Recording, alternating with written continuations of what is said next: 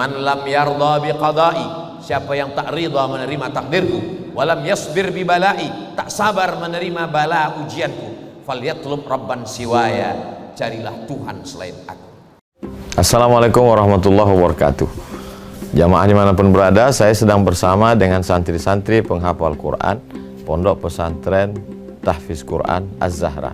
Mari kita support Pondok Pesantren Tahfiz Quran Az-Zahra gratis melalui donasi Bank Syariah Indonesia (BSI). Nomornya catat baik-baik, 76 7-nya 5 kali, 77 777 656. Sekali lagi, 76 77 777 656. Jangan lupa hubungi kontak person berikut ini, 0822 4739 5624. Sekali lagi, 0822 4739 5624. Berkah selalu, ma'akalta fa'afnaita. Rezeki, uang, gaji, pendapatan yang kau belikan makanan akan busuk. Wa malabista fa'ablaita, yang dibelikan kepakaian akan lapuk. Wa mata saddaqta fa'amdaita, yang kau sedekahkan itulah yang akan kekal abadi menjadi amal bekal untuk hari esok. Berkah selalu.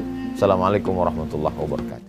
Az-Zahra nahnu juz'un la yatajazza. Allahu Akbar. Bismillahirrahmanirrahim. Assalamualaikum warahmatullahi wabarakatuh.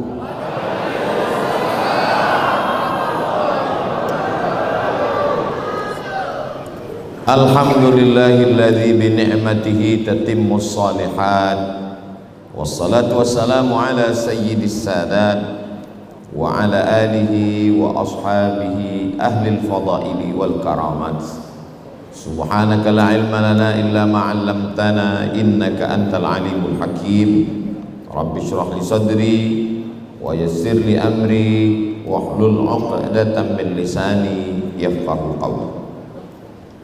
Yang berhormat Tuan Haji Saleh Mustamam bin Haji Zainal Abidin, Ahli Majlis Musyawarah Negara. Yang mulia Datuk Paduka Haji Jamain bin Haji Julai, Penasehat Masjid RPN Kampung Pandan. Yang mulia Tuan Haji Amirul Hafizin bin Haji Muhammad, Pemangku Pegawai Daerah Belait. Yang mulia Ustaz Muhammad Aliani bin Ismail, Ketua Pegawai Agama Daerah Belait.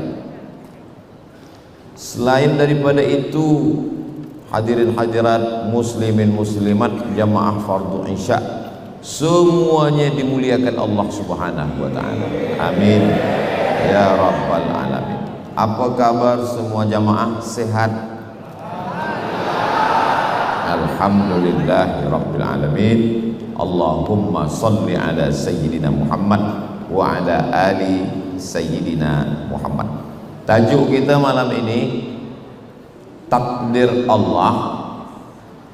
Kita mesti ridha atau kita pasrah, atau kita mesti ada ikhtiar dan usaha.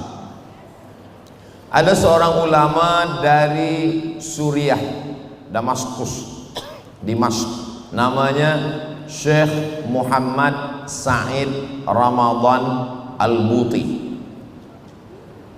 Beliau menulis kitab, tajuknya Al-Insan Bainal Musayyar wal Mukhayyar. Manusia antara musayyar, diperjalankan, wal mukhayyar, dan berjalan sendiri. Manusia ini ada kalanya dia diperjalankan tak ada pilihan, dan ada masanya dia ada pilihan. Boleh ke kiri, boleh ke kanan, boleh berhenti, stop, boleh maju ke hadapan, boleh ke belakang. Ambil contoh macam ni. Saya Abdul Somad menjadi lahir sebagai orang Melayu di Pulau Sumatera. Apakah itu saya ada pilihan atau tak ada pilihan? Memang yang paling selamat kalau kita diam. Tak ada pilihan. Sebab malaikat tak datang bagi saya kertas, dia suruh pilih awak nak jadi orang Sumatera Indonesia ke, nak jadi orang Brunei ke, nak jadi orang putih? Tak ada. Ini yang disebut dengan musayyar, dijalankan, tak ada pilihan. Lalu kemudian saya nak minum dari cawan atau terus saja dari apa namanya, dari botol. Nak minum dari botol ke atau nak dari cawan? Ini saya ada pilihan atau tak ada pilihan? Ada pilihan. Yang tak ada pilihan nak minum teh atau air putih, itu tak ada pilihan. Sebab dua-duanya. Jadi ada saatnya kita ada pilihan dan ada saatnya tak ada pilihan. Itulah yang dimaksud dengan al-insan bainal musayyar wal mukhayyar. Sekarang banyak manusia ini pada saat dia ada pilihan, dia kata dia tak ada pilihan. Suatu hari ada seorang pemuda ditangkap polis, dia guna dadah, dia guna sabu, dia guna narkotik. Polis tangkap dia. Selepas dia ditangkap, dia tanya, kenapa awak guna dadah? Dia jawab, ini takdir Allah. Sekarang saya tanya, pukul 9 pagi dia ditangkap polis guna dadah, mana masa itu dia masuk ada pilihan ke tak ada pilihan? Saat itu dia ada pilihan untuk guna dadah atau guna yang baik, untuk memilih antara yang hak atau yang batil, nak berbuat amal soleh atau amal talih. Jadi dua kali dia salah. Yang pertama, salah menggunakan qudrat iradat yang dibagi Allah untuk sesuatu yang tak baik. Yang kedua, dia sudah menyalahkan Allah Subhanahu wa ta'ala. Orang macam ini bukan makhluk yang baru. Zaman dulu pun dah ada. Zaman Sayyidina Amirul Mukminin Umar ibn Khattab, ditangkaplah seorang lelaki minum khamar. Manakala dia ditangkap minum khamar, manakala dia akan dijatuhkan hukuman sebat, hukum cambuk, pukul pakai cemeti. Lepas itu dia ditanya, kenapa awak minum khamar? Kata dia, ini sudah ketetapan Allah. Kata Umar, bagi dia hukum dua kali. Pertama, hukum minum khamar. Yang kedua, hukum bicara takdir tanpa pengetahuan dari Allah Subhanahu wa ta'ala. Jadi yang kita pasrah itu adalah pada masalah-masalah yang musayyar, yang kita tak ada pilihan lagi. Itu memang kita pasrah kepada Allah Subhanahu wa ta'ala.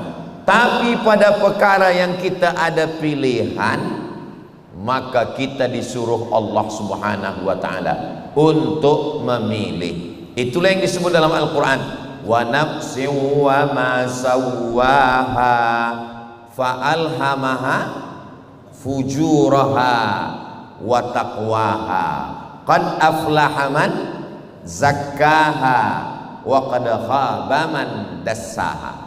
Allah Subhanahu wa ta'ala berikan pengetahuan ini.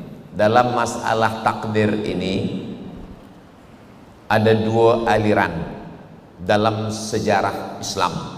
Yang pertama, nama alirannya Jabriyah. Jabriyah diambil dari kata jabr. Jabr artinya terpaksa.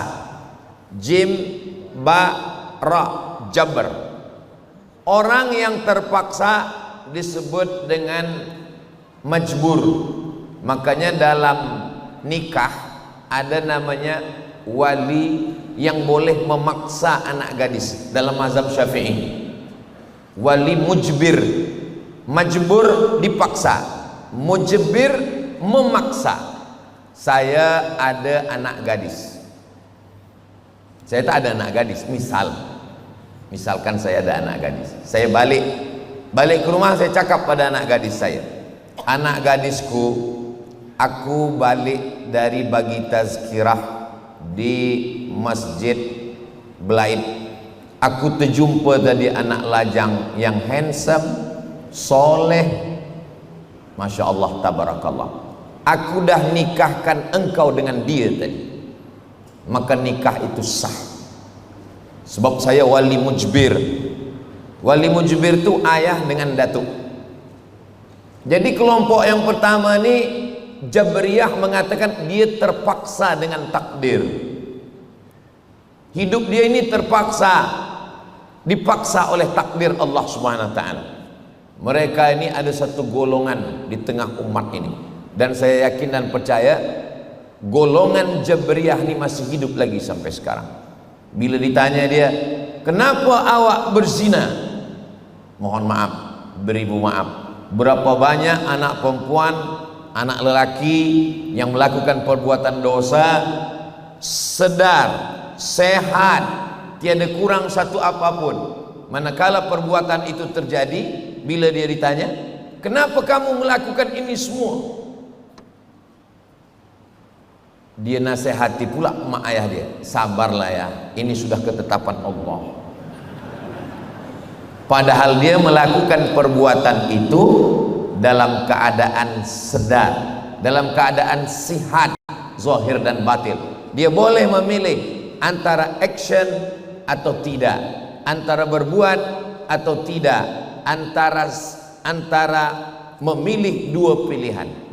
Lalu kemudian ada kelompok yang kedua. Kelompok kedua mengatakan, lawan daripada kelompok Jabriyah tadi. Kata dia, orang Jabriyah ini tersesat, sebab segala perbuatan dia katakan gara-gara takdir Allah. Sebab takdirlah dia mabuk, sebab takdirlah dia mencuri, sebab takdirlah dia berzina, sebab takdirlah dia minum khamar. Ini menista Allah Subhanahu wa taala, mengotori Allah Subhanahu wa taala. Maka kelompok yang kedua ni, Allah mesti kita sucikan daripada takdir ini. Kalau begitu takdir ini kita buang saja. Inilah yang disebut dengan kelompok aliran Qadariyah, atau nama lainnya adalah Mu'tazilah. Kata mereka takdir itu tak ada. Jadi rukun Islam, rukun iman tinggal 5 saja.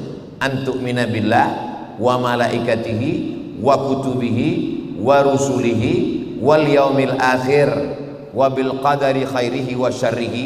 Tak ada, hanya 5 saja. Mu'tazilah.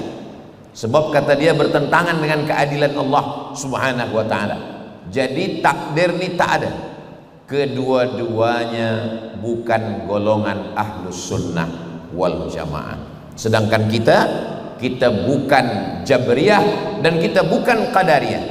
Kita adalah golongan ahlus sunnah wal jamaah. Imam Abul Hasan Al-Asy'ari, maka dalam 3 hal dalam akidah kita Imam Abul Hasan Al-Asy'ari, dalam bidang fiqh Muhammad bin Idris Asy-Syafi'i, dalam bidang tasawuf Imam Junaid Al-Baghdadi dan Imam Abu Hamid Al-Ghazali. Keluar daripada itu, maka dikhawatirkan kita keluar daripada golongan puak yang terselamat, al-firqah an-najiyah, ahlus sunnah wal jamaah. Lalu apa makna takdir dalam ahlus sunnah wal jamaah? Bahwa Allah tahu segala apa yang terjadi, tapi pengetahuan Allah itu tidak memaksa. Itu bezanya dengan Jabriyah. Kata Jabriyah, Allah tahu dan pengetahuan itu memaksa. Sedangkan ahlus sunnah mengatakan Allah tahu, tapi pengetahuan Allah itu tidak memaksa. Apakah Allah tahu bahwa hamba itu akan berbuat dosa? Ya, tapi pengetahuan Allah tidak memaksa orang itu untuk melakukan perbuatan dosa. Itulah dia ada yang disebut dengan al-kasbu wal ikhtiar. Ada ikhtiar, seorang hamba memilih antara ke masjid atau ke tempat maksiat. Malam, hujan, sejuk, lepas makan, kata syaitan, bismika Allahumma ahya wa amut. Tapi kata malaikat, engkau datang ke masjid ada tazkirah. Kata syaitan, kau tak usah datang tazkirah, tengok Abdul Somad, dialah yang sudah habiskan banyak berapa jam waktu engkau habis di YouTube gara-gara sebab dia ni. Tapi kata malaikat, datanglah, sebab ke masjid melangkahkan kaki mendapatkan amal saleh. Tazkirah mendekatkan diri kepada Allah. Majtama'a qaumun fi baitin min buyutillah, sekelompok orang berkumpul di rumah Allah. Yatsluna kitab Allah, membaca ayat-ayat Allah. Wa yatadarasunahu fima bainahum, mengkaji isinya. 3 yang kita lakukan malam ini. Yang pertama, duduk di rumah Allah. Yang kedua, membaca ayat-ayat Allah. Yang ketiga, mengkaji isinya. Maka Allah balas dengan 4. Nazalat alaihimus sakinah, turun ketenangan ke dalam hati. Wasyiyat bihimur rahmah, mereka dikelilingi rahmat Allah. Hafat bihimul malaikah, mereka diliputi malaikat Allah. Wa dzakarahumullahu fiman indah, dibanggakan Allah kepada para malaikat. Mudah-mudahan majlis kita ini majlis yang dibanggakan Allah Ta'ala kepada para malaikat, insyaallah. Amin ya rabbal alamin. Malam Jumat Sayyidul Ayyam, malam turunnya rahmat dan barakah, malam yang diperintahkan untuk memperbanyak salawat kepada Rasulullah sallallahu alaihi wasallam. Jauh lagi dari luar saya dah mendengar Asmaul Husna, ya Rahman Allah, ya Rahman ya Rahim, sampai kepada ya Ahadu ya Somadu, dipanggil Somad nih akhirnya datang. Yang datang ini Abdus Somad, hamba Allah subhanahu wa ta'ala. Jadi tajuk kita malam ini, kita ingin supaya bagaimana kita menghadapi takdir ketetapan Allah subhanahu wa ta'ala. Apakah kita pasrah saja, apakah kita mesti ada ikhtiar? Maka kalau kita ikut golongan Jabriyah, pasrah saja. Mana tahu esok pagi ada puan-puan, istri-istri yang esok pagi dia jagakan laki dia, suami dia. Abang tak pergi mencari nafkah, kata suami dia, kita serahkan saja pada Allah Subhanahu wa taala. Ini Jabriyah. Ini suami Jabriyah. Suami yang macam ini jangan dilawan. Walaupun puan malam ni dah mengkaji masalah takdir, apakah kita pasrah saja, ridha saja, atau kita mesti ada usaha ikhtiar. Jangan tazkirah malam ni pula esok pagi puan bagi tazkirah, ya ayyuhal Jabariyah. Jangan kata cakap macam. Bila besok pagi ada seorang suami berkata, aku tak nak mencari rezeki, sebab rezeki sudah diatur Allah, kita ridha saja, terima saja. Puan diam, jangan lawan, jangan marah. Nanti selepas azan lohor, azan zuhur, dia bertanya, apa makan kita siang ini? Balikkan akidah dia, kita serahkan saja pada Allah. Sebab dia tak ada usaha, dia tak ada ikhtiar. Ini air ini kedua-duanya untuk saya, baik yang di cawan maupun yang di botol ini dua-duanya untuk saya. Betul ke tak betul? Betul, untuk saya. Tapi kalau saya tak ada usaha al-kasbu wal ikhtiar untuk meletakkan tangan, mendekatkan ke bibir, mengucapkan bismillah, maukah air ini dengan sendirinya masuk ke mulut saya? Tak mungkin. Itu yang disebut dengan ada usaha. Allah Subhanahu wa taala berikan saya telinga, maka saya dengar baik-baik. Tapi rasa-rasanya dari tadi tak ada yang mengatakan, Ustaz Somad sila minum. Itu namanya urf. Itu yang disebut dengan urf. Kalau sudah diletak di hadapan kita, maka itu punya kita. Urf namanya, sudah jadi tradisi di tempat kita. Asal dah dibagi ke kita, itu punya kita lah itu. Tapi mic tidak. Boleh juga kalau mau. Saya dengar ada suara cakap macam. Tapi masalahnya yang mic ni masjid, dan masjid tu annal masajida lillah. Ini milik Allah. Jadi urf itu sesuatu yang biasa terjadi. Lalu kemudian bagi orang yang qadariyah mengatakan tidak ada itu tulisan takdir, kita berbuat sesuai kehendak kita saja. Mazhab qadariyah ini di barat diterjemahkan dengan nama free action. Dia free untuk berbuat sesuai kehendak dia. Sedangkan dalam Islam, saya yakin dan percaya makhluk yang diciptakan Allah Subhanahu wa taala ada namanya. Allah bersumpah dalam Al-Qur'an, Nun wal qalami wa ma yasturun. Wal qalam, Allah bersumpah demi qalam. Lalu setelah itu Allah perintahkan qalam, wahai qalam, tulis di lauh papan mahfuz, papan yang dijaga oleh malaikat. Wahai qalam, tulis di papan itu. Maka pena qalam menuliskan takdir. Itulah yang disebutkan dalam Sahih Muslim, innallaha katabal maqadir. Allah menuliskan takdir 50.000 sanah, 50.000 tahun, qabla an yakhluqas samawati wal ard, sebelum Allah menciptakan langit dan bumi, Allah sudah menuliskan takdir. Ustaz Abdul Somad, ya, saya 10 tahun menanti kedatangan seorang anak. 10 tahun menikah tiada anak. Selepas anak lahir, sedang sayang-sayangnya, diambil Allah Subhanahu wa taala. Apa salah saya? Apa dosa saya? Mengapa anak saya diambil? Maka tak ada jalan lain kecuali ridha, pasrah, sebab ini adalah kuasa Allah Subhanahu wa taala. Kita hanya mampu berkata la haula wala quwata illa billah. Inilah yang disebut Syekh Muhammad Said Ramadan Al-Buti sebagai musayyar. Kita tak ada kuasa sama sekali. Apa yang diinginkan Allah dengan takdir semacam ini? Allah Ta'ala ingin memberi kita suatu maqam yang tinggi. Maqam dalam bahasa Arab artinya level tinggi. Di tempat saya maqam kuburan.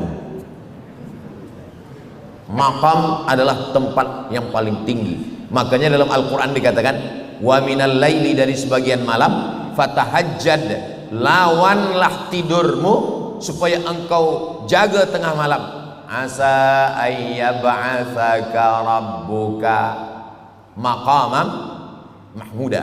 Allah dudukkan engkau di tempat maqam yang terpuji. Ada satu maqam namanya maqam ridha. Sebab tajuk kita malam ini takdir antara ridha dan usaha, maka ada namanya ridha. Ini untuk yang musayyar. Semua yang musayyar kita tak boleh lawan. Kita hanya melalui musayyar itu dengan ridha, ridha kepada Allah Subhanahu wa taala. Maka pagi kita katakan raditu billahi rabba wa bil islami dina wa bi Muhammadin nabiyya wa rasula. Ridha, ridha, ridha ni bahasa Arab, tapi dia dah jadi bahasa orang Melayu. Ridha kalau bahasa Melayu berpuas hati, puas hati dengan keputusan Allah Subhanahu wa taala. Kal mayyit baina ghasilihi, seperti mayat yang dimandikan orang, jenazah. Rasa-rasanya setakat sampai hari ini belum ada jenazah melawan. Belum ada. Orang ambil kain putih, kapas, cucuk hidung di susu telinga, kata dia janganlah, gelilah, tak ada. Begitulah kita ridha dengan takdir Allah ni. Kita tak boleh melawan. Pada takdir yang mana? Takdir yang kita tak boleh memilih. Siapa boleh memilih? Anak yang disayang, ditunggu 10 tahun, macam-macam usaha sudah dibuat. Ustadz Abdul Somad, saya ni tak ada anak, apalah usaha yang saya buat? Banyak-banyak makan kurma mengkal, dimakan. Datang kepada ustaz, apa boleh saya lakukan? Baca surah Yasin, selepas itu berdoa. Ustaz Abdul Somad, saya umur dah 40 tahun, belum juga lagi ada anak, apa yang boleh saya buat? Semua usaha dah buat, saya dah buat. Apa masalahnya? Saya belum berbini, Ustaz. Itulah masalahnya.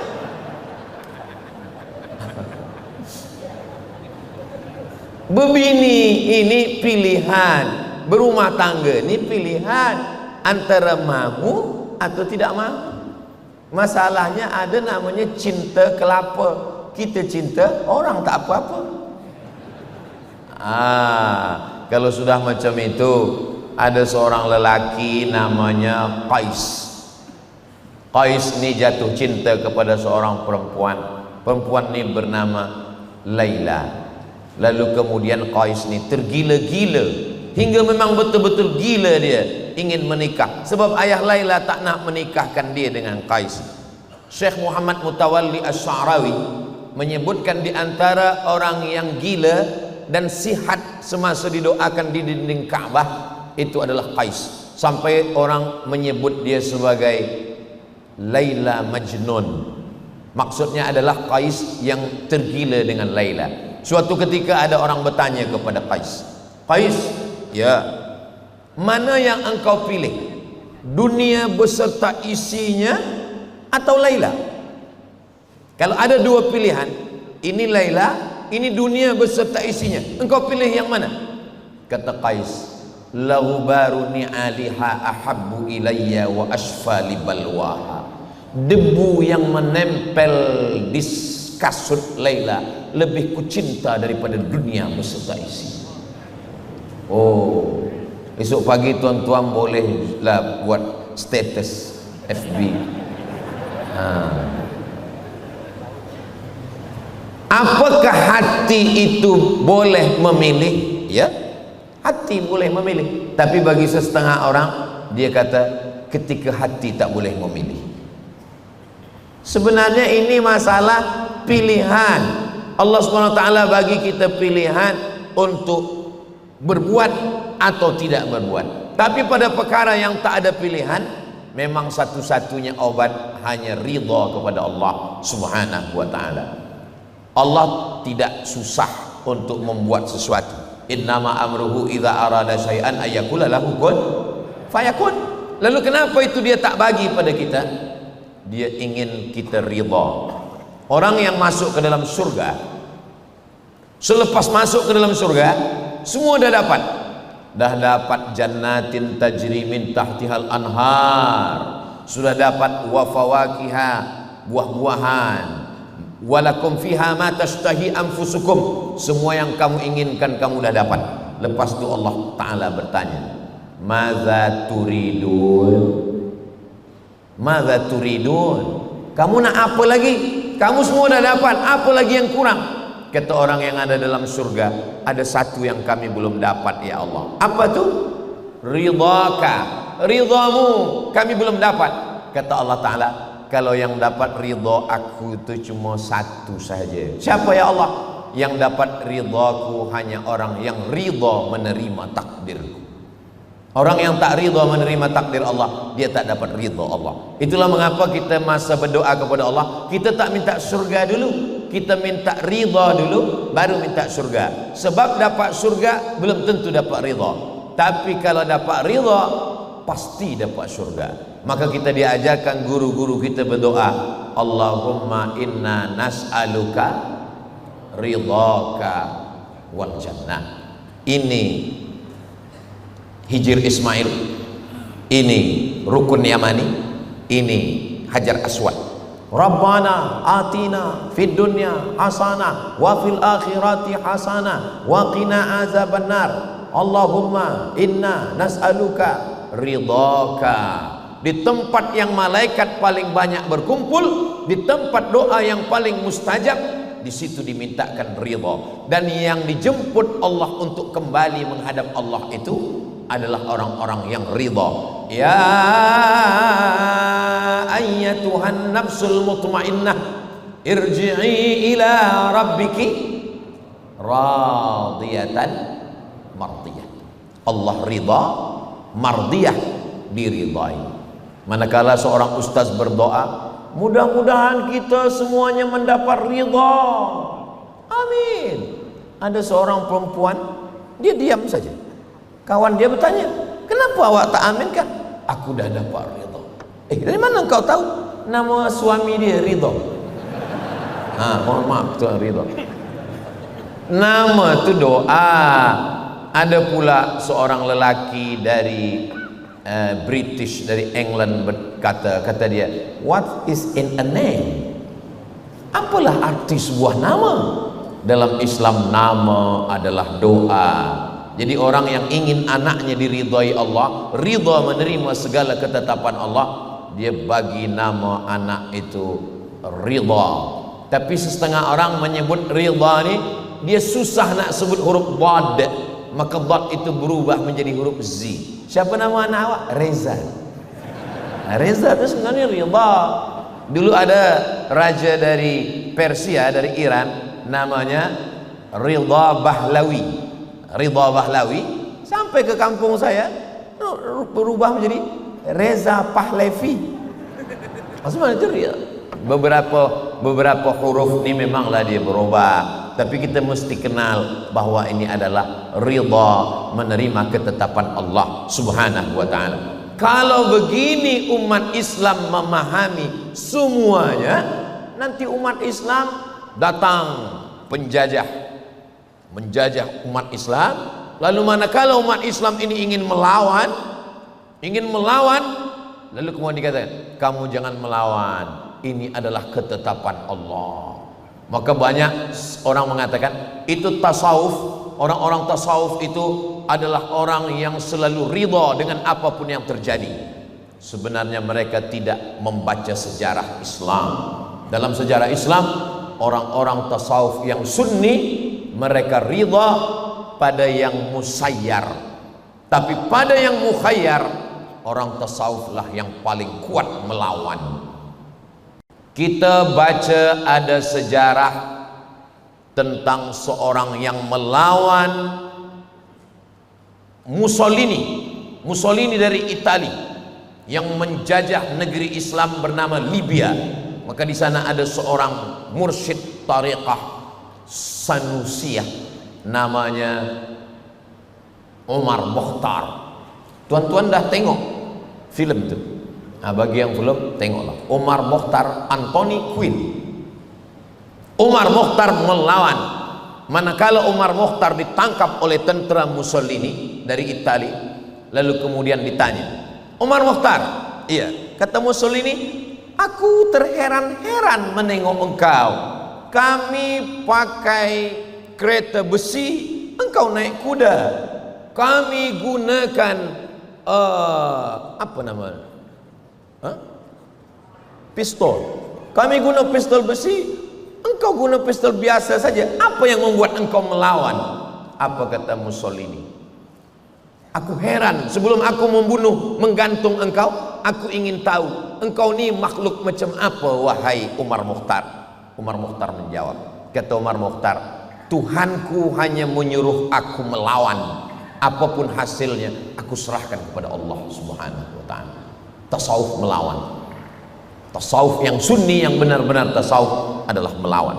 Ada seorang mursyid bernama Syekh Abdus Somad Al-Falembani, bukan yang ini. Abdus Somad Al-Falembani. Falembani itu biasanya orang ulama dari ujung nama itu kita dah tahu dia dari mana. Misalnya ada nama Syekh Daud Al-Fatani, itu berarti dari Patani, dari kerajaan Kesultanan Islam Fatani. Ada lagi nama ulama Syekh Yasin, Muhammad Yasin bin Isa Al-Fadani Al-Makki, sebab dia lahir di Makkah. Al-Fadani sebab dia berasal dari Padang, Fadan. Lalu kemudian berarti kalau dari tempat kita Al-Balaiti, Belait, ujung nama itu menunjukkan asal. Ujung nama itu menunjukkan asal. Jadi ada ulama namanya Syekh Abdul Somad Al-Falembani. Falemban dari satu kota di Pulau Sumatera, Palembang. Beliau murid langsung daripada Syekh Muhammad Abdul Karim Samman, Tariqah Sammaniyah. Dan dia manakala pulang ke Sumatera dari Makkah Al-Mukarramah, saat itu dia mendengar ada satu negeri sedang dijajah. Negeri itu bernama Kesultanan Melayu Kedah. Kedah sedang berperang dengan Siam. Maka dia pun menulis kitab, judul kitabnya Fadail Jihad. Padahal dia seorang sufi. Dia menulis kitab Fadail Jihad, keutamaan jihad. Lalu dia pun pergi berjihad dan mati sebagai seorang syahid. Mereka memandang melawan itu adalah iskariman au mut syahidan. Kalau hidup, hidupnya syahid. Kalau mati, matinya syahid. Kalau hidup, hidupnya mulia. Jadi kalau ada orang mengatakan ajaran Islam itu adalah ajaran kepasrahan, tidak mau melawan, hanya ridha saja, maka kita mesti tengok bagaimana Nabi Muhammad sallallahu alaihi wasallam. Apakah manakala Abu Jahal, Abu Lahab datang menekan dia, Nabi Muhammad mengatakan kita ridha saja. Apa yang kau nak buat wahai Abu Lahab, buatlah, kami ridha saja. Oh, enggak. Umat Islam itu disuruh melihat amar ma'ruf nahi mungkar. Melihat kemungkaran tak boleh diam. Man ra'a minkum mungkaran, sesiapa di antara kamu yang melihat kemungkaran, falyughayyirhu biyadihi, robahlah dengan tangan. Fa illam yastati, kalau tak sanggup dengan tangan, fa bilisani, dengan lidah. Kalau tak sanggup dengan lidah, fa biqalbi, dengan hati. Wa dzalika adhaful iman, itulah selemah-lemah iman. Jadi memahami takdir ini ada dua. Yang musayyar, tak ada daya, tiada upaya, kita serahkan pada Allah. Itulah makna firman Allah, ya ayyuhalladzina amanu ista'inu bis sabri was salah. Yang pertama sabar. Sabar artinya tahan. Sabar, sad ba ra. Sabar itu nama tanaman. Tanaman yang tumbuh di gurun pasir, kulitnya berduri, airnya pahit. Macam mana tuh Ustaz? Kalau di kampung saya namanya kaktus. Itulah sabar. Berduri, dan kalau diperas di gurun pasir, orang haus, dia ambil itu, dia buang kulitnya, diambil, airnya pahit. Itulah mengapa orang yang bersabar itu, kalau ada yang mati, meninggal, susah, sakit, awak mesti bersabar. Sabar artinya berpahit-pahit, sebab dia memang pahit. Sabar ini levelnya ada 3. Sabar yang paling tinggi dan sabar yang paling rendah. Anak sakit, sabar. Usaha gagal, bisnis tak berhasil, sabar. Kehilangan, sabar. Itu disebut sabar yang paling bawah. Sabar di atas itu adalah sabar manakala menahan diri untuk tahan beribadah kepada Allah. Ini malam ini, puan-puan ini adalah makhluk yang sangat sabar, sebab dia meninggalkan television, meninggalkan YouTube, meninggalkan Instagram, meninggalkan WhatsApp grup. Ini sabar luar biasa, walaupun ada dia intip-intip sikit lah. Ini sabar juga nih, menahan diri, menahan. Apa kata dia cakap? Handphone, aku bersabar untuk tidak membuka engkau. Kejap aja. Ada buka-buka sikit, ambil gambar untuk status. Alhamdulillah dah hadir bersama Ustaz Abdul Somad. Awak datang apa tidak? Kalau kawan-kawan dia pun komen, aku datang, aku datang, aku datang. Tak ada pun awak datang. Kalau datang kenapa tak jumpa? Roh aku aja, jasad tidak. Ini sabar. Sabar untuk jaga malam melawan tidur, itu sabar. Sabar untuk melawan bakhil, itu sabar. Sabar untuk melawan kantuk, itu pun sabar. Tapi kalau ada jamaah nih yang tertidur, biarkan, jangan jagakan, biarkan. Itu menunjukkan hati dia sedang tenang. Ala bizikrillahi tatmainnul qulub. Orang yang berzikir hatinya tenang. Jadi rupa-rupanya tazkirah Ustaz Abdul Somad ini mampu menenangkan hati dia. Jadi macam mana bila tazkirah ni dia tak dengar? Nanti balik ke rumah dia boleh dengar lagi. Ini yang live, nanti dia boleh dengar lagi di channel Ustaz Abdul Somad Official. Subscribe, like, share, and comment. Dia dengar ulang-ulang balik. Dia dengar ulang-ulang balik. Allahu Akbar. Nah, lalu kemudian ada sabar yang lebih tinggi lagi daripada itu. Itulah dia sabar menahan diri dari perbuatan maksiat. Itu sabar. Sabar yang level paling tinggi. Itu yang sanggup itu Nabi Yusuf alaihi salam. Walaqad hammat bihi, manakala Zulaikha ingin kepada dia, tapi Nabi Yusuf melawan. Itu sabar yang paling tinggi. Kalau ada maaf cakap, ada seorang perempuan menginginkan seorang lelaki yang handsome, yang muda, yang baik, kemudian selepas itu lelaki yang muda ini bercerita ke kawan dia, aku tadi jumpa di mall seorang perempuan, dia bagi nombor telefon, aku kata inni akhafullah, aku takut kepada Allah. Maka menurut Islam orang ini sabar. Tapi kata kawan dia, engkau bodoh. Kesempatan tak datang dua kali. Padahal dalam Islam itulah sabar yang paling tinggi. Kenapa Habil tak melawan Kabil? Manakala Kabil datang ingin menimpakan batu besar, akan dia timpakan ke kepala Habil. Apa kata Habil?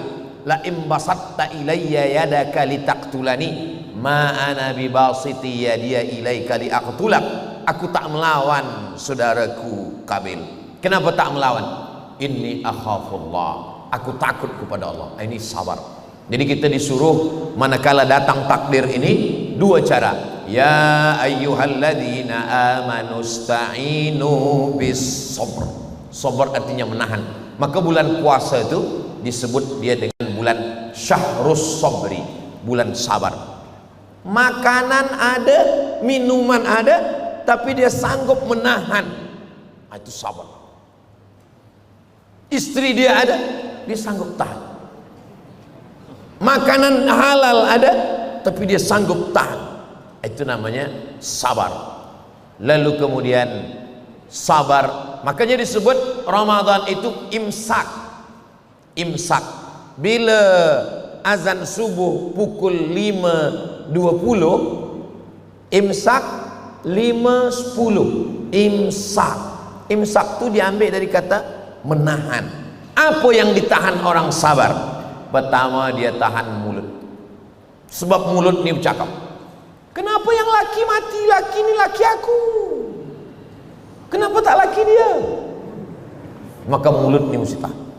Selepas itu yang ditahan adalah hati, ditahan. Manakala hati ini bercakap, pikiran ini bercakap, ditahan dengan zikir. Afdalu zikri fa'lam annahu la ilaha illallah. Ini hati dan pikiran ini mulai bercakap-cakap. Kenapa ustaz ni lambat datang?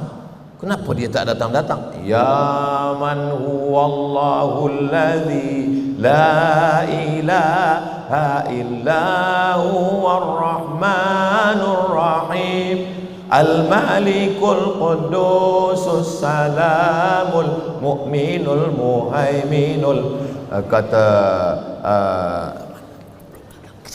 Muhaiminul Azizul Jabbar.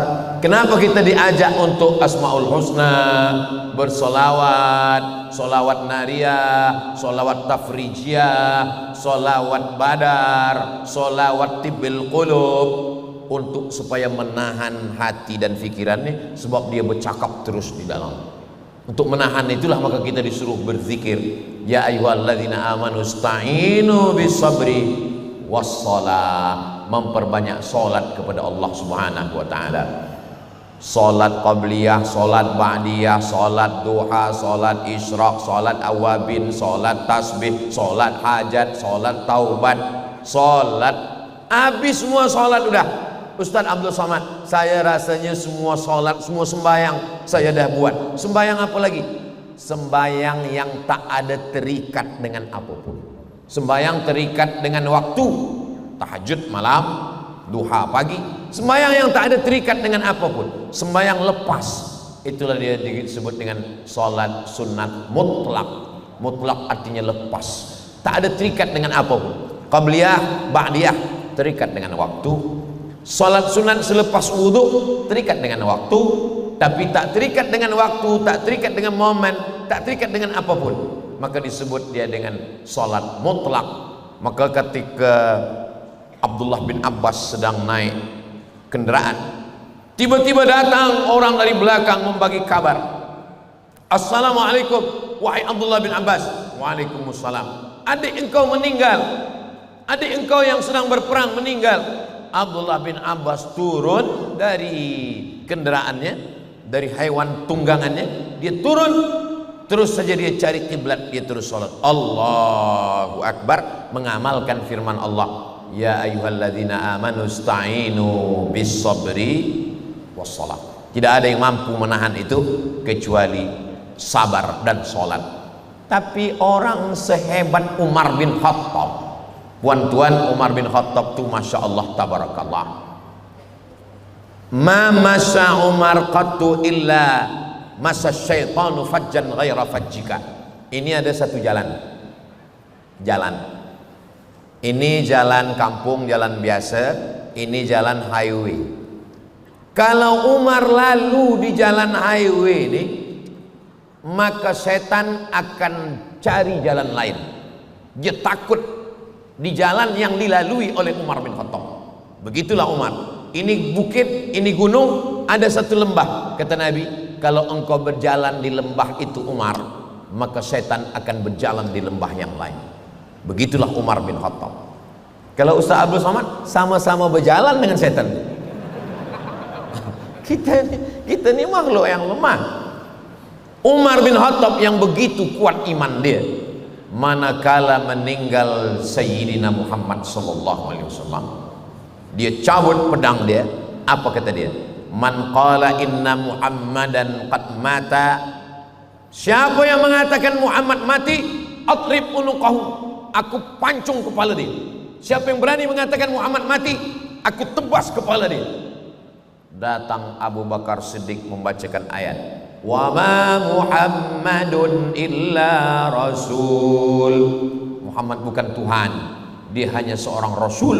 Qad khalat min qablihi rusul, rasul-rasul sebelum dia pun meninggal. Adam, Idris, Nuh, Hud, Saleh, Ilyas, Ilyasa, Zakaria, Musa, Yahya, Zulkifli, Ayyub, Sulaiman. Mereka meninggal semua. Afa immata, kalau dia meninggal, au qutila, atau dia dibunuh orang, inqalabatum ala aqabikum, apakah kamu akan kembali kepada agama kamu yang lama?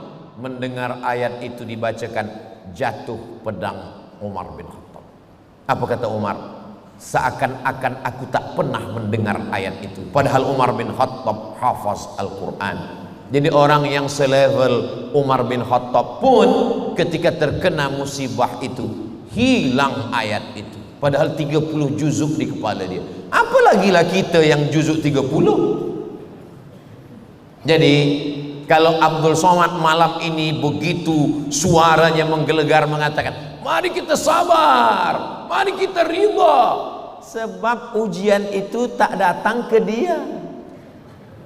Bila ujian itu datang, ayatnya hilang, hadisnya hilang. Lalu siapa yang mengingatkan kita? Orang lain datang. Itulah dia makna watawasau bil haq watawasau bisawab. Maka bunyi ayatnya watawasau. Apa beza wassa dengan tawasau? Wa wassa Ibrahimu banihi wa Ya'qub. Nabi Ibrahim memberikan wasiat kepada anak-anaknya dan Ya'qub. Seorang ayah searah saja, monolog, satu arah dia bagi nasihat. Tapi kalau tawasau, hari ini Abdul Somad yang membagi wasiat. Tapi bila Abdul Somad lupa, ayatnya hilang, hadisnya terbang, maka jamaah dari Belaid lah yang akan mengingatkan dia. Kalau saya lupa, sudikah jamaah dari Belaid mengingatkan Abdul Somad? Masya Allah, yang diam itu tanda ridha. Bukan kata saya, kata Nabi. Kata Nabi SAW, as-sukutu alamatur ridha.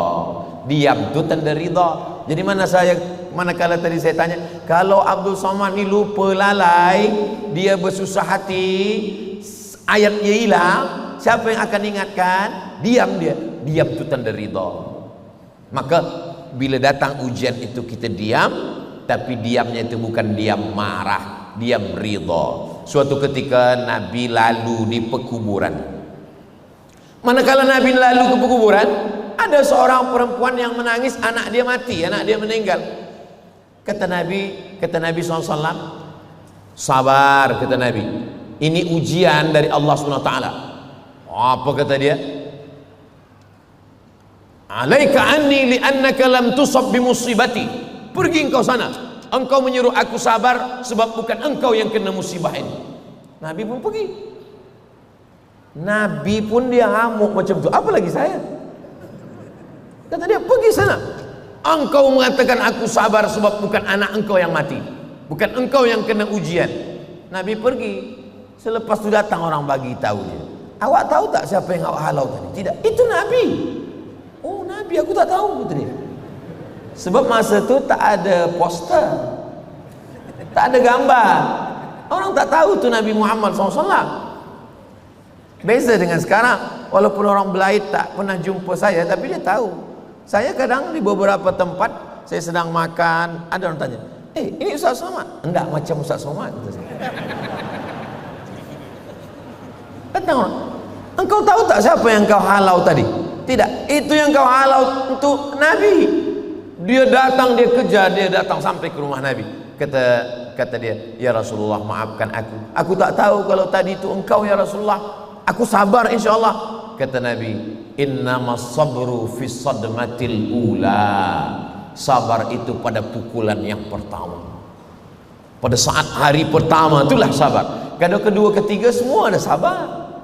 Pada saat kuatnya pukulan itu, disitulah sabar yang paling kuat pula balasannya dari Allah Subhanahu wa ta'ala. Makanya dikatakan innallaha ma'as sabirin. Kalau sanggup kita menyabarkan diri kita, kita lawan bisikan syaitan, hawa nafsu, maka sesungguhnya kita sedang bersama dengan Allah Subhanahu wa ta'ala. Maka dalam ayat itu dikatakan, ya ayyuhalladzina amanu ista'inu bis-sabri was-salah innallaha ma'as sabirin. Anak aku mati fisabilillah. Datang seorang memberikan kabar, assalamualaikum puan. Waalaikumsalam. Anak puan meninggal dibunuh oleh tentera Israel. Menangis dia. Kata yang membawa berita ini, sabarlah, sabar, ini ujian dari Allah. Anak engkau tu mati syahid, dia insya Allah mati syahid masuk surga.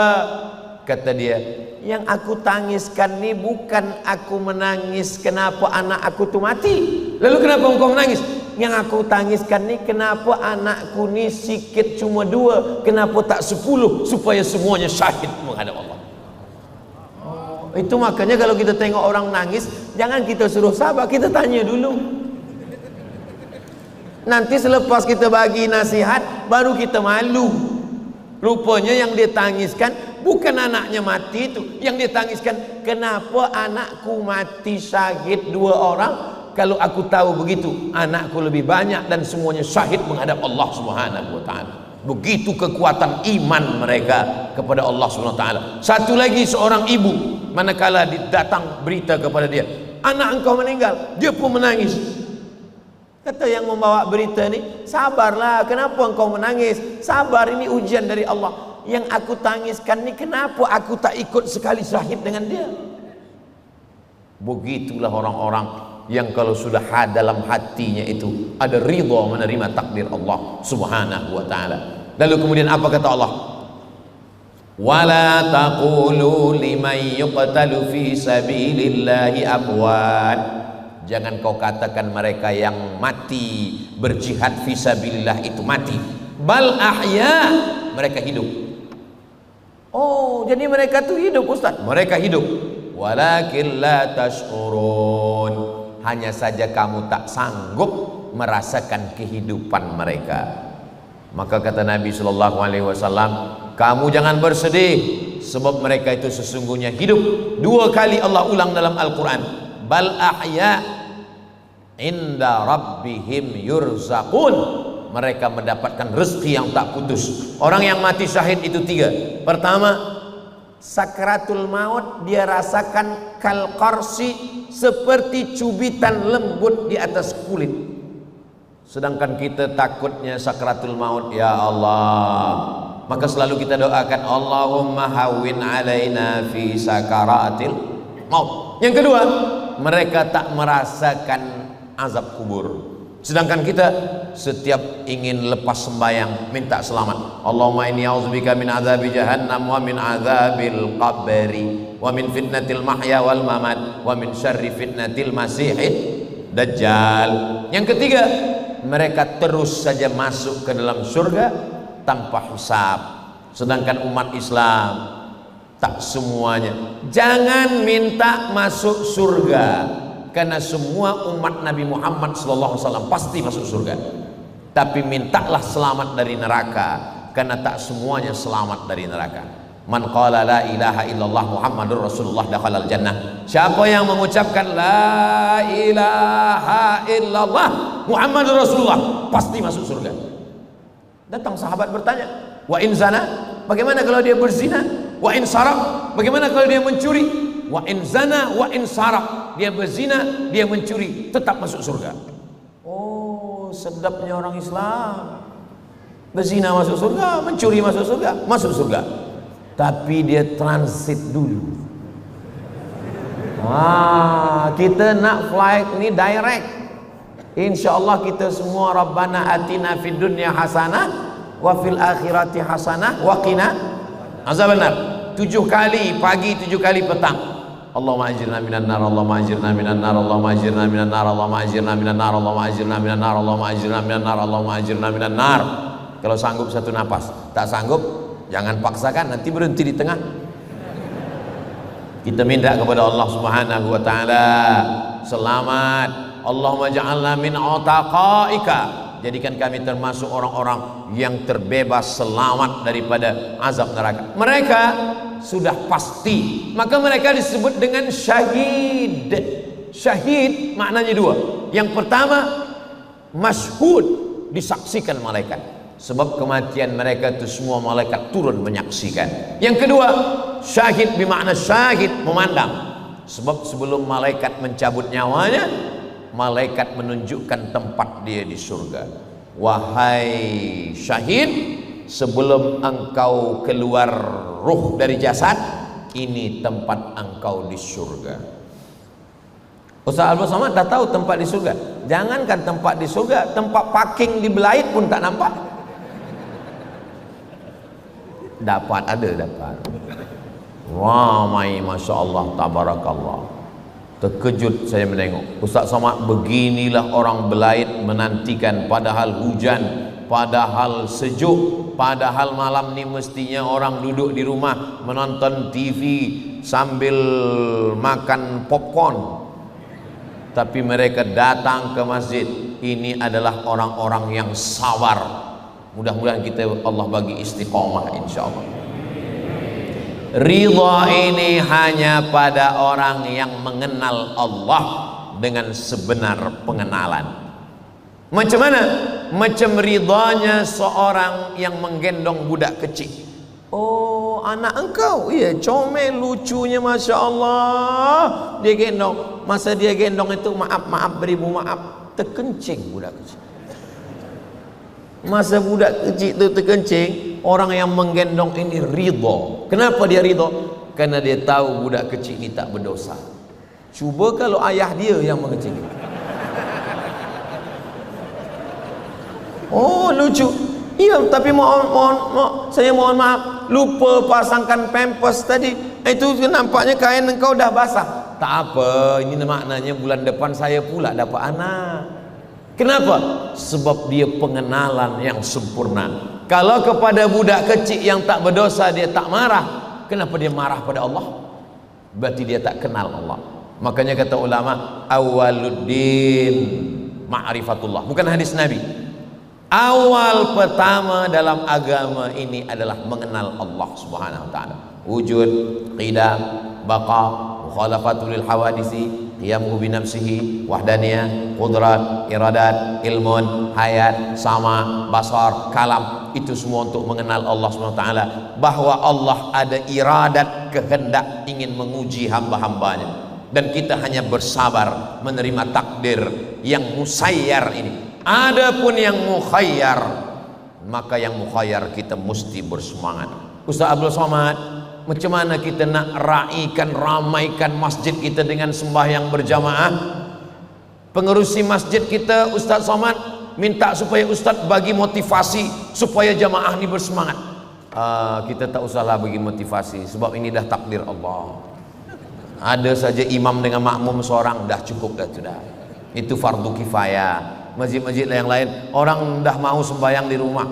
Oh, ini bukan ajaran Islam. Nabi kalau pada masalah yang mukhayyar antara ke masjid atau tak ke masjid, antara sembahyang atau tak sembahyang, Nabi amat sangat bersemangat. Ini bukan makamnya ridha. Ridha itu pada perkara-perkara yang kita tak ada pilihan, musayyar. Tapi perkara yang mukhayyar, maka kita mesti bersemangat. Saya tak bagi motivasi sembahyang ke masjid, sebab di Belaid ni Masya Allah, saya tengok tadi dari luar, ini masjid besar, ada tak orang sembahyang? Rupanya penuh sampai keluar. Saya tengok tadi dari dalam ni penuh keluar, rupanya bayang-bayang orang dalam kaca, tapi di luar pun penuh juga sampai keluar. Ini Masya Allah tabarakallah. Kalau masjid sudah penuh sembahyang isya seperti ini menandakan Palestina akan segera terbebas dari Israel. Allahu Akbar. Begitulah bersemangatnya meraihkan solat berjamaah. Ini semua adalah bagian daripada usaha pengerusi masjid supaya tetap orang datang. Macam-macam usaha dilakukan. Saya jauh berjalan, banyak ditengok, lama hidup banyak dirasa, banyak-banyak tempat, lain padang, lain belalang, lain lubuk, lain ikan.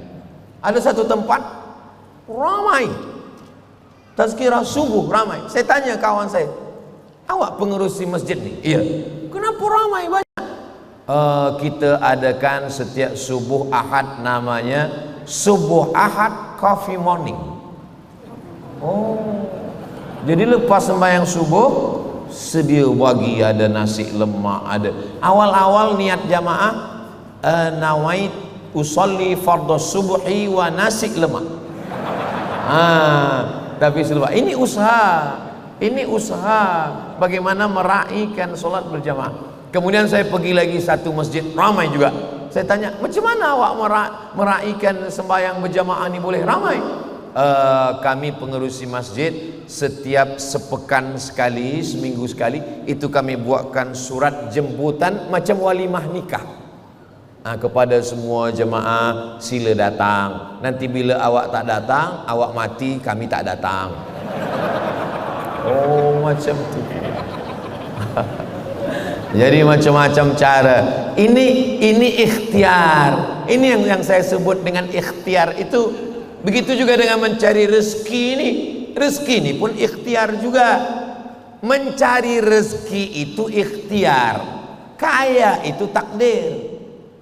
Ini mesti kuat keyakinannya. Kalau dia cari rezeki, sudah dia cari tak juga dapat, dia mesti takdir. Oh, kalau begitu semua sudah usaha dilakukan, tidak juga dapat, berarti Allah sedang menguji. Kalau engkau dapat yang engkau inginkan, bersyukurlah, karena Allah ingin kau dapatkan pahala syukur. La in syakartum la azidannakum. Kalau engkau sudah berusaha tidak dapat yang kau inginkan, berarti Allah ingin kau dapat pahala satu lagi yang lebih besar daripada syukur. Itulah dia pahala sabar. Innama yuwaffas sabiruna ajrahum bighairi hisab. Kalau syukur pahalanya cuma satu. La in syakartum la azidannakum. Bersyukur nikmat rumah, dapat rumah. Syukur nikmat kereta, dapat kereta. Bersyukur nikmat isteri, nampaknya tak ada berani menjawab. Itu tanda ridha juga. Ridha, diam-diam ridha. Diam ni dua, diam ridha dengan diam takut. Ada satu lagi yang lebih tinggi daripada syukur, sabar. Kalau sabar pahalanya kata Allah, innama yuwaffas sabiruna ajrahum bighairi hisab. Orang yang sabar pahala dia bighairi hisab. Bighairi hisabnya unlimited, balasan yang tiada boleh dikira manusia. Jadi kita hidup ini dua. Kalau sesuai keinginan kita dengan takdir Allah, syukur. Kalau tak sesuai dengan yang ditakdirkan Allah, sabar. Makanya kata Nabi, ajaban li amril mu'min. Orang beriman itu ajaban, ajib, amazing, luar biasa. Kenapa? Karena kalau dia bersyukur dia dapat baik, kalau dia bersabar pun dia dapat baik. Inilah yang susah nih. Kadang kalau sesuai dengan yang diinginkan, orang lupa, sombong, takbur. Kalau tak sesuai dengan yang diinginkan, dia mencaci maki, sumpah serapah, hamun, menyalahkan orang. Tuhan tak adil. Kenapa begini? Sebenarnya manakala kita cakap Tuhan tak adil, malaikat maut itu dah mengintip. Oh, kata malaikat. Tapi kerana Allah masih sayang, ajal belum sampai, inna rahmati sabaqat ghadabi. Rahmatku mendahului murkaku. Murka Allah SWT. Tapi ada lagi yang lebih dulu, rahmatnya. Itulah mengapa manakala kita buka Quran, Bismillahirrahmanirrahim. Rahmat. Kenapa tidak?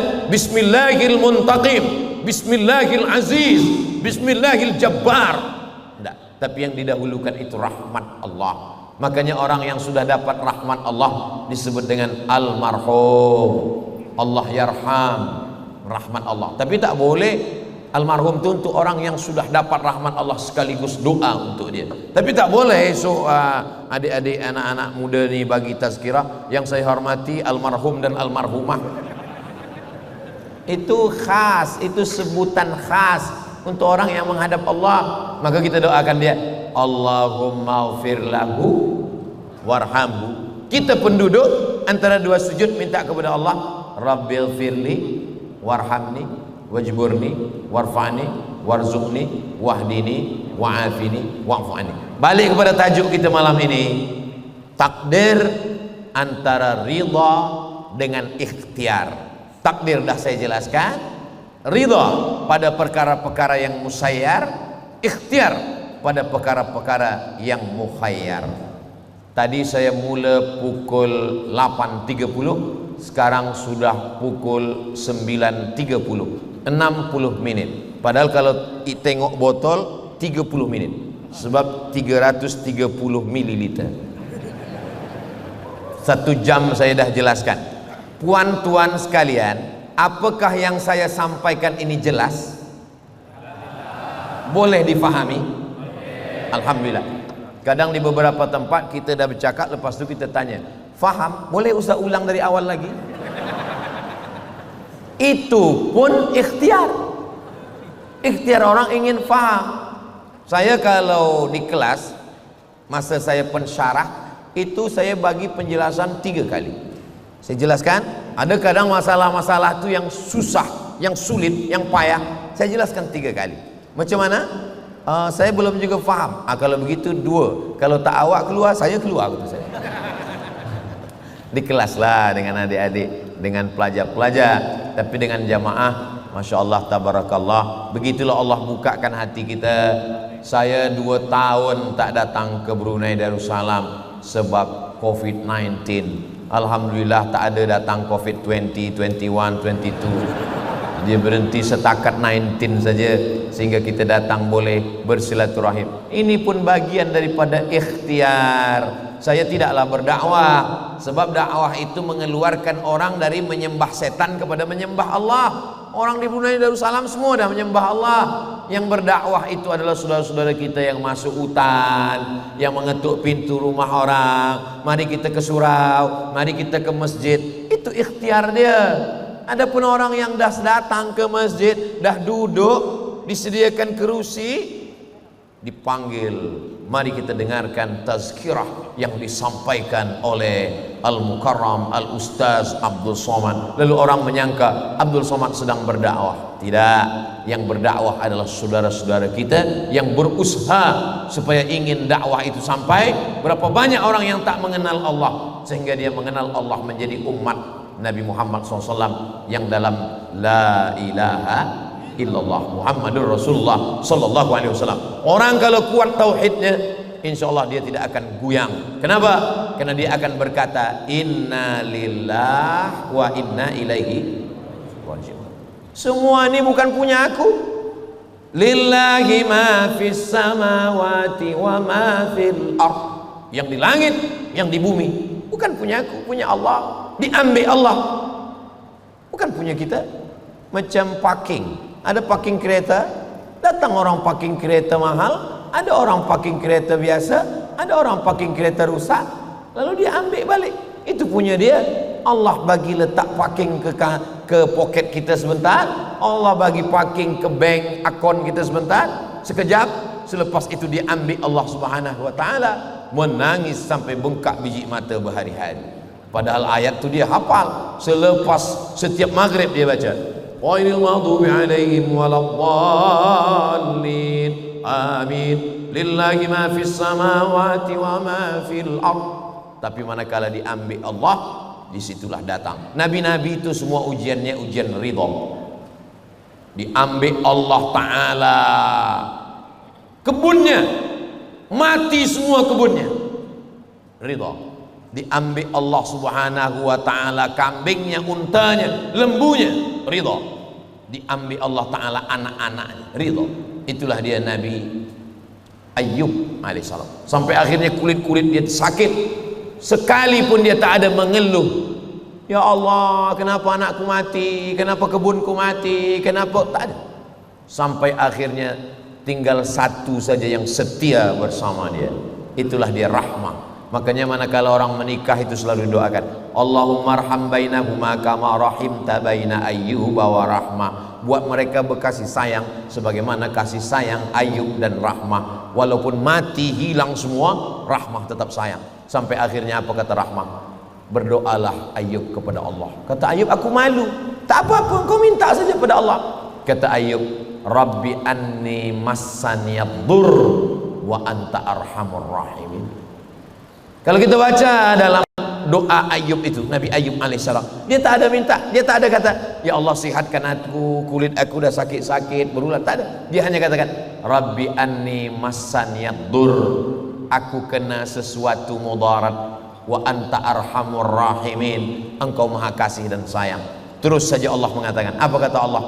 Urkut birijlika, tumit engkau pijakkan ke tanah, maka keluar mata air mughtasalun baridun, air yang sejuk mandi, lalu kemudian dia pun sehat sedia kala. Begitulah adab nabi-nabi itu, beradab, malu, meminta, berkeluh kesah kepada Allah Subhanahu wa taala.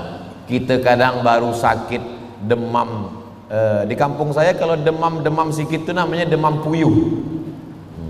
Baru demam sikit aja. Kenapa sebut demam puyuh? Puyuh merindukan bulan.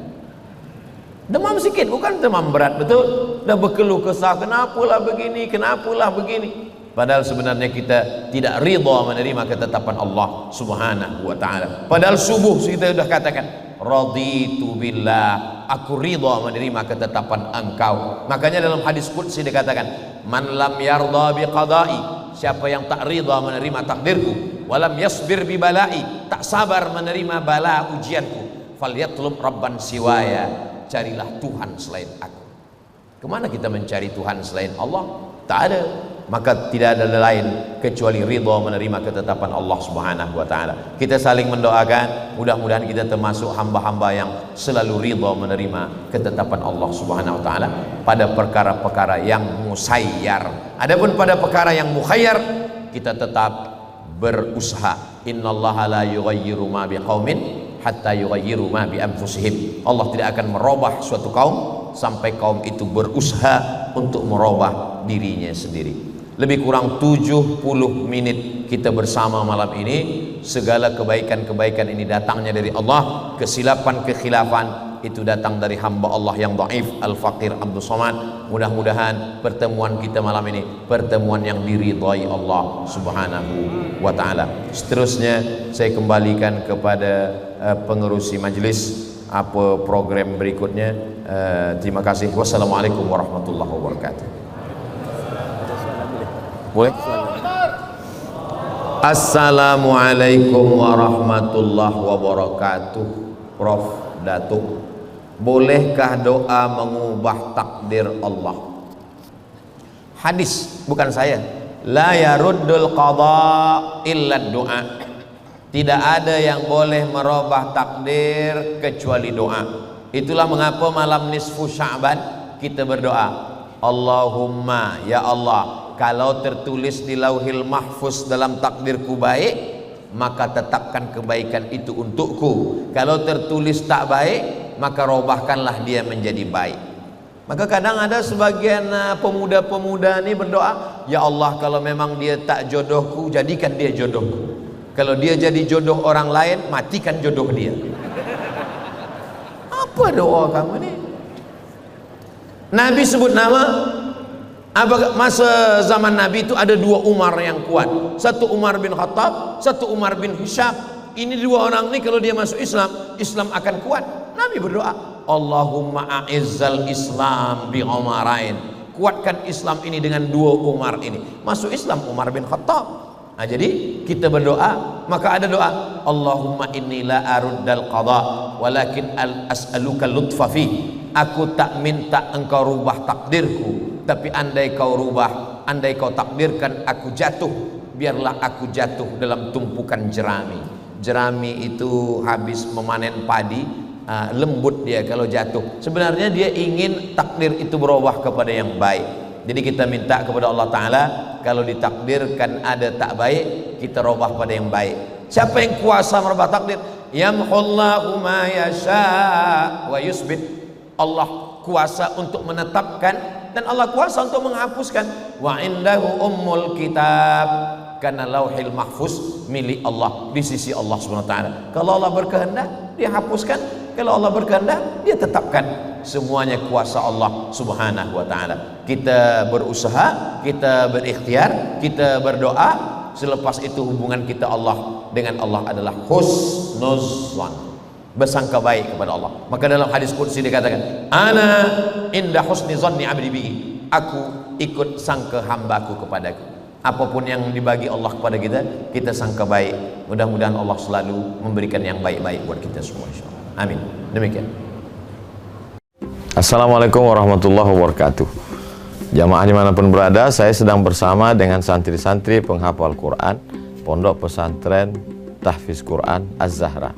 Mari kita support Pondok Pesantren Tahfiz Quran Az-Zahra gratis melalui donasi Bank Syariah Indonesia (BSI).